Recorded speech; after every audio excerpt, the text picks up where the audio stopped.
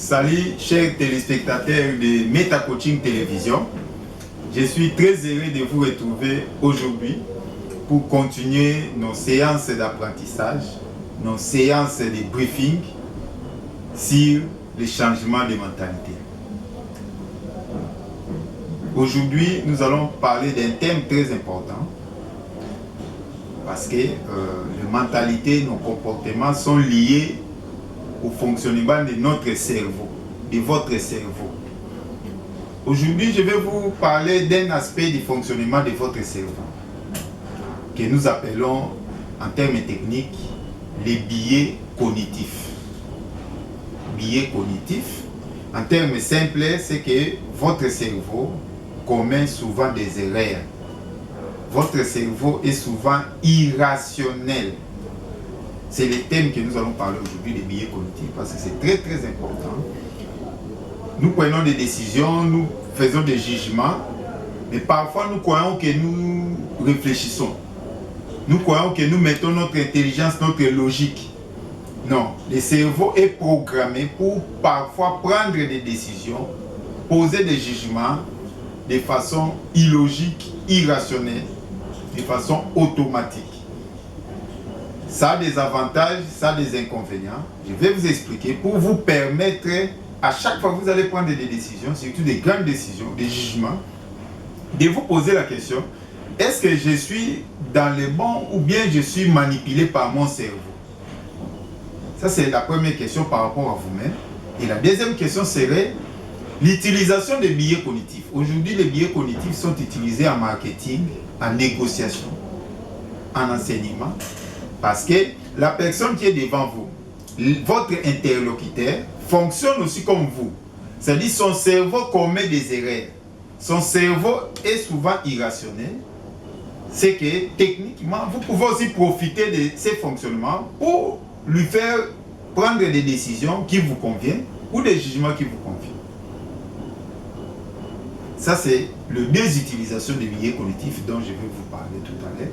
C'est-à-dire, nous allons parler des biais cognitifs, son importance pour vous, son importance pour les autres pendant les entretiens, les négociations, dans le marketing. Les biais cognitifs, c'est quoi? En fait, il y a une petite histoire qui est tout autour des biais cognitifs. Il y a eu des chercheurs, un savant qui a même reçu un prix Nobel de l'économie, qui a étudié les décisions des humains lors de la bourse. Bourse, c'est les bourses financières, là où on parie par rapport à l'argent, aux investissements, aux capitaux. Il a étudié le comportement des individus. Il a compris que l'homme prend souvent des décisions qui ne sont pas logiques. Il y a des gens qui perdent beaucoup d'argent dans cette histoire, d'autres gagnent aussi. Mais si vous lui demandez comment est-ce qu'il a procédé pour décider de miser beaucoup ou de miser moins, il n'arrive pas à expliquer parce qu'il a pris une décision irrationnelle. Et parfois l'irrationalité paye, parfois ça ne paye pas. Et lorsqu'il a démontré ça, que les gens prennent des grandes décisions parfois de façon irrationnelle, il a eu le prix Nobel de l'économie. En fait, ce sont des notions scientifiques sur le fonctionnement du cerveau. Qu'est-ce qui se passe? Notre cerveau fonctionne avec des schémas. Des schémas que j'ai toujours résumés à 4 étapes. La première étape du fonctionnement du cerveau, c'est la perception.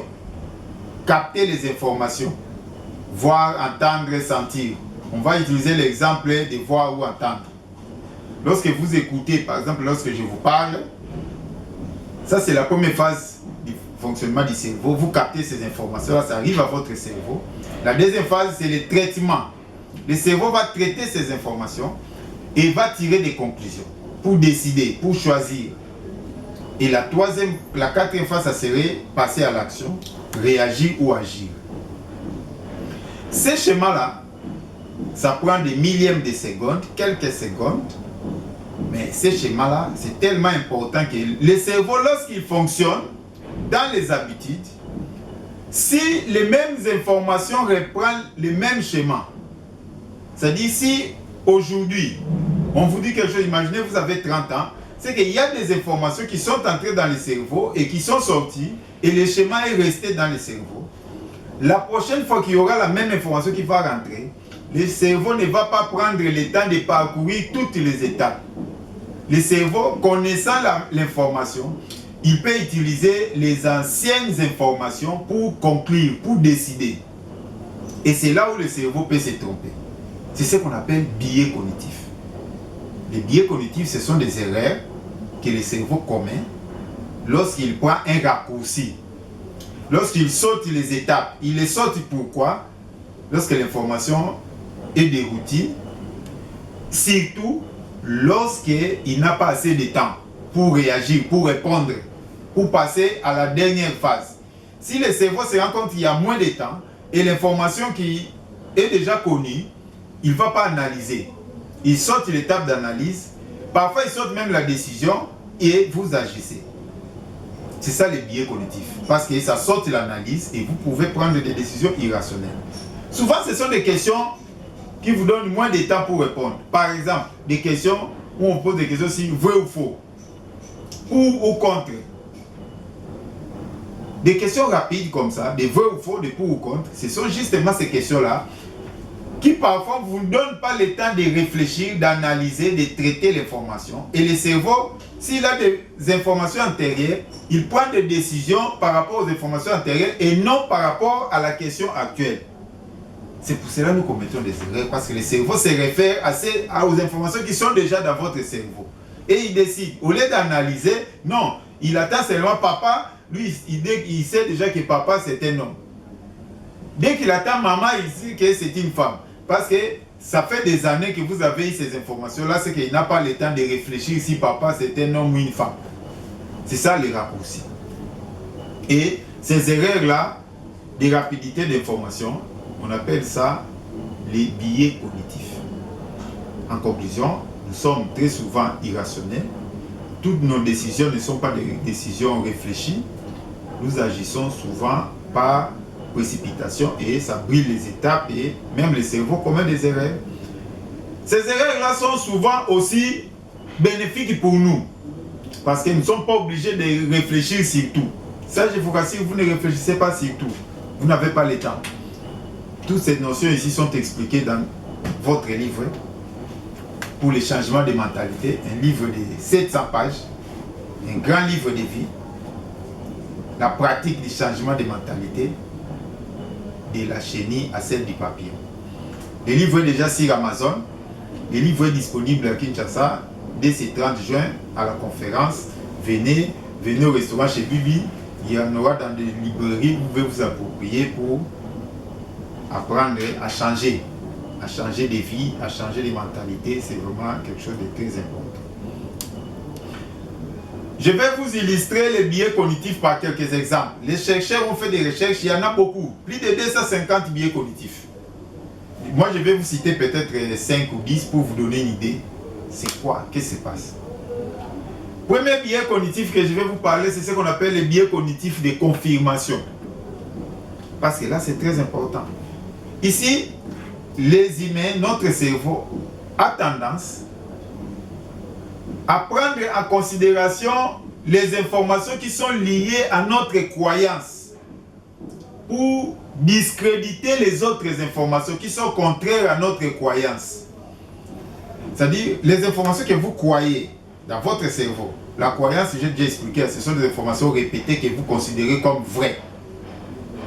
Votre cerveau va donner priorité à ces informations par rapport aux informations que vous considérez comme fausses. Pour que vous restez dans votre confirmation. C'est ce qu'on appelle les biais de confirmation. Sinon, vous serez mal à l'aise. Si vous croyez à quelque chose et vous voulez réfléchir autrement, ça va créer ce qu'on appelle en science la dissonance cognitive. C'est-à-dire que dans votre cerveau, vous allez vous contredire. Et pour ne pas vous contredire, vous allez toujours réfléchir. Vous allez toujours prendre des décisions en rapport avec vos croyances. On appelle ça biais de confirmation. Les biais de confirmation sont des biais, des erreurs de notre cerveau qui nous poussent à réfléchir, à décider par rapport à nos croyances. Ils donnent priorité à ce dont vous croyez. Je vais donner un exemple simple, peut-être ça peut vous déranger, mais vous allez comprendre. Je prends l'exemple des croyances religieuses. Parce qu'on a plusieurs croyances, même dans la politique, ce sont des croyances, même dans les sports, on a des croyances, c'est qu'il y a des choses qu'on croit. Ok, je prends l'exemple que, supposons que vous êtes catholique. Dans votre croyance, vous considérez que le cardinal, c'est un homme pieux, un homme respectueux, un homme vraiment exceptionnel. Si quelqu'un vient vous annoncer que on a attrapé le cardinal avec une fille dans un hôtel, votre première conclusion serait que c'est une fausseté. Vous allez dire non, c'est pas vrai, c'est faux, c'est du mensonge. En fait, cette réponse-là, ce n'est pas une réponse réfléchie. Vous n'avez pas analysé, vous n'avez pas cherché à vérifier. Non, vous allez dire c'est faux, archi faux. Pourquoi? Votre cerveau va utiliser vos croyances pour conclure. Vous n'avez pas le temps de vérifier. Bon, montrez-moi, prouvez-moi, est-ce que c'est vrai, c'était où, c'était quand, avec qui sont les témoins. Toutes ces questions-là, vous n'allez pas poser, vous allez directement dire non, c'est faux, je ne crois pas. Cette réponse-là, ça c'est ce qu'on appelle les biais cognitifs. Parce que c'est une réponse qui est basée sur votre croyance. Voilà un exemple patent, c'est très important. Toujours dans les biais cognitifs, dans les biais de confirmation, il y a aussi ce qu'on appelle les biais, l'aversion à la perte. Aversion à la perte, c'est-à-dire que lorsque vous croyez à quelque chose, même si vous commencez à perdre, vous pouvez même utiliser la perte comme argument pour continuer. Alors que la perte devrait vous bloquer, vous retenir pour prendre conscience que ça ne va pas. Mais lorsqu'on a croyance, on utilise même la perte comme argument pour continuer. Aversion à la perte. Souvent, l'aversion à la perte, nous l'utilisons lorsque nous perdons du temps, nous perdons de l'argent, nous perdons de l'effort. Il y a des gens, je prends l'exemple dans les foyers, il y a des femmes qui sont dans les mariages. Toute la situation ne va pas. Elle décide de rester. Pourquoi? Parce qu'elle a déjà fait 20 ans de mariage. Je dis, bon, j'ai déjà fait 20 ans, je vais partir. Pourquoi? Vous comprenez? Son argument, c'est le temps qu'il a passé. Dans les affaires, c'est aussi comme ça. Parfois, ça ne marche pas. Vous avez déjà perdu 10 000 $, mais vous continuez. Si tous les gens qui jouent dans les jeux de hasard, dans les casinos, ils souffrent de cette anomalie qu'on appelle aversion à la perte. Il a déjà perdu 1 000 $. Au lieu de partir, il s'est dit non, non, bon, je joue encore avec 200 $, peut-être je vais tout récupérer. Il perd encore 200 $. Il continue à continuer. C'est-à-dire, lui, son raisonnement, c'est l'argument qui le pousse à continuer, c'est la perte. C'est ce qu'on appelle biais cognitif. C'est-à-dire son cerveau se met en mode erreur. Il commence à considérer même les pertes comme des arguments pour continuer. Il a déjà perdu du temps, il doit continuer. Il a déjà perdu de l'argent, il doit continuer. J'ai déjà fait beaucoup d'efforts, je dois continuer. C'est que vous n'analysez plus bien. Pourquoi? Parce que vous utilisez un paramètre qui n'est pas conforme. C'est ce qu'on appelle biais cognitif. Un autre biais cognitif, c'est ce qu'on appelle effet Hawthorne. L'effet Hawthorne, c'est quoi? On a constaté que lorsque vous travaillez, lorsque vous êtes en train de faire un travail, une action, nous agissons différemment lorsque nous sommes surveillés. Lorsque vous savez que quelqu'un vous observe, votre jugement change. Je vais donner un exemple pratique. On a demandé à des personnes de faire des tests. Il y avait des schémas comme ça, des fils de fer, des zigzags avec un métal. Pour faire circuler les fils de fer, chaque fois que vous touchez le métal, ça sonne. On a demandé aux gens de le faire. On les laisse dans une salle. La personne est restée seule dans une salle. Il commence à faire ce jeu-là. Il compte le nombre de fois qu'il touche le métal. On vient lui poser la question. Tu as touché combien de fois? Il a répondu par exemple 15 fois. Et puis on le change de salle. Mais on lui dit que non, bon, en fait, tu vas t'asseoir ici. Il ne faut pas t'asseoir là parce que cette chaise-là, le responsable de cette bibliothèque est mort ici. Bon, il était sur cette chaise-là. Bon, les gens n'aiment pas ça. C'est comme si c'était une chaise envoûtée. La personne sort, lui laisse avec le même exercice. Lorsqu'il fait jusqu'à la fin, on lui demande tu as fait combien d'erreurs, il dit 35. Lorsqu'il était, la première fois il a dit 15, la deuxième fois il a dit 35. On a filmé ça, lui il ne savait pas. On est venu vérifier. La première fois lorsqu'il avait dit 15, il avait fait 35. Mais il a menti. Pourquoi? Il ne savait pas qu'il était observé. Mais lorsqu'il a su que cette chaise, la chaise qui était à côté est envoûtée, parfois il y a un esprit qui est là, il s'est dit qu'il est probablement observé, il a donné les chiffres exacts.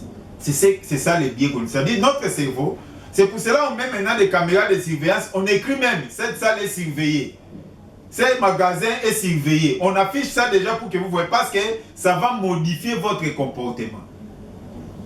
Dès que vous savez que je suis observé, nous nous comportons différemment lorsqu'on sait qu'on n'est pas observé. C'est ça les biais cognitifs, de ce qu'on appelle auto. Et notre biais cognitif, les biais de croyance. Les biais de croyance, c'est un biais sur la logique, sur la fausseté de la conclusion. C'est comme tout à l'heure, comme j'ai parlé, les biais de croyance, c'est ce qu'on appelle l'effet Pygmalion. Ça, c'est vraiment quelque chose que j'aime beaucoup. L'effet Pygmalion, c'est quoi? En fait, c'est une histoire de quelqu'un de très merveilleux dans ce monde qu'on appelle Edison. Edison, peut-être que vous savez le nom, c'est un grand savant, c'est un inventeur. En fait, Edison, c'est lui qui a inventé l'ampoule. Il a inventé beaucoup de choses, mais ce qui a retenu l'attention de presque tout le monde, c'est l'ampoule. C'est Edison qui a inventé ça. Et je vais vous raconter l'histoire d'Edison, comme ça vous allez comprendre ce que c'est les biais de croyance, ce que c'est l'effet Pygmalion, parce que vous devez croire à vos enfants, à vos collaborateurs pour qu'ils produisent de bons résultats. Edison, lorsqu'il était parti à l'école, il étudiait, il n'était pas fort en école. Et un jour, leur directeur d'école, par exemple, va lui remettre une lettre. Il lui dit, cette lettre-ci, ne l'ouvre pas, tu vas remettre ça à ta mère, parce qu'il était orphelin. Tu vas remettre ça à ta mère. Le directeur prend la lettre, il donne, c'est enveloppé, il le remet. Edison, enfant, il rentre à la maison, il donne la lettre à sa mère. À sa présence, la mère ouvre la lettre. La maman lit d'abord intérieurement dans sa tête, et puis va lire ça à haute voix en présence d'Edison. La maman va lire que cet enfant est un génie. Il est tellement intelligent que nous ne saurons pas l'enseigner dans notre école. Il faudrait que vous l'enseignez vous-même à la maison. C'est comme ça que la maman Edison va lire la lettre à Edison. Que cet enfant est un génie. Il est tellement intelligent que nous ne saurons pas l'enseigner, le former dans notre école. Il faudrait le faire vous-même à la maison. C'est comme ça qu'Edison a arrêté d'aller à l'école. Et sa maman a commencé à l'enseigner. Et imagine quelqu'un qu'on a chassé de l'école, la maman l'a formé à la maison, Edison a inventé l'ampoule. Il a laissé plus de 300 brevets d'invention. Qu'est-ce qui s'est passé? Des années après, parce que vous allez me dire, mais docteur, comment est-ce que vous connaissez cette histoire? Des années après, sa maman est décédée. Un jour, Edison, lorsqu'il était déjà devenu inventeur, il est allé fouiller les affaires de maman pour classer comme toujours. Il va retrouver cette lettre-là qu'il avait remise à maman lorsqu'il était enfant. Et il va ouvrir la lettre, il va le lire. Qu'est-ce qui était écrit dans la lettre? Cet enfant, c'est un cancre. C'est-à-dire, c'est un idiot. Nous ne le voulons plus dans notre école. Enseigne-lui vous-même à la maison. Voilà ce qui a été écrit. Cet enfant, c'est un cancre. Nous ne voulons plus de lui dans cette école, qui ne vienne plus jamais. Enseigne-lui à la maison. L'école n'a pas cru à Edison. L'école l'a qualifié de cancre. Mais sa maman, au lieu de lui dire que tu es un cancre, sa maman lui a dit que tu es un génie. Et elle a cru à Edison. Edison est devenu génie. Il a inventé autant de brevets, il a inventé l'ampoule. C'est ça le biais de croyance. C'est que la croyance, si vous croyez positivement, la personne peut émerger, et si vous croyez négativement, vous pouvez le bloquer. Parce que si vous avez l'information qu'on croit en vous, ça vous booste. C'est ça le biais cognitif. C'est-à-dire que votre cerveau fonctionne selon les croyances. C'est très important. Il y a beaucoup de biais cognitifs. Cherchez ça sur Google. Écrivez seulement biais cognitifs. Vous verrez qu'il y en a beaucoup. Ça va vous aider pour comprendre un peu comment est-ce que vous êtes manipulé dans les marketing. Voilà, chers téléspectateurs. Ça, c'est un avant-goût. Tous les détails, c'est dans votre livre. J'ai cité à peu près une trentaine de biais cognitifs là-dedans. Ça va vous permettre de connaître quand est-ce que vous commettez des erreurs, vous ne réfléchissez pas bien. Comment utiliser les biais cognitifs par rapport à votre interlocuteur. Ça vous permet d'échanger vous-même et de réussir dans vos affaires, dans vos négociations. Il y a tellement d'exemples ici, je crois que prochainement, nous pourrons continuer avec d'autres biais cognitifs. Mais ce que j'ai donné là, les biais de confirmation, ça vous donne une idée. Les biais de croyance, l'aversion à la perte, où on confond l'échec ou la perte avec les décisions. On utilise même les temps. Non, bon, j'ai déjà perduré dans cette affaire, je ne peux pas abandonner. J'ai déjà pris trop des années dans ces mariages, je ne peux pas abandonner. J'ai déjà dépensé beaucoup pour ces messieurs, je ne peux pas les laisser. J'ai déjà dépensé beaucoup pour ma femme, je ne peux pas les laisser. Voilà les raisonnements. Vous sortez de la logique, vous utilisez un paramètre que vous êtes en train de perdre. Merci beaucoup, chers téléspectateurs. C'était votre coach mental, Dr J.B. Selumba. Je suis toujours à votre disposition. Organisez-vous pour acheter votre livre partout au monde. C'est accessible sur Amazon. Écrivez seulement www.amazon.com ou .fr. Vous verrez ça. Ou contactez-moi par WhatsApp par le numéro qui est affiché au bas de l'écran. Je vais vous envoyer ça en format PDF ou en livre. Vous pouvez acheter l'essentiel que vous puissiez transformer votre vie. Quitter la vie de la chenille pour devenir papillon. Merci beaucoup. Rendez-vous au sommet.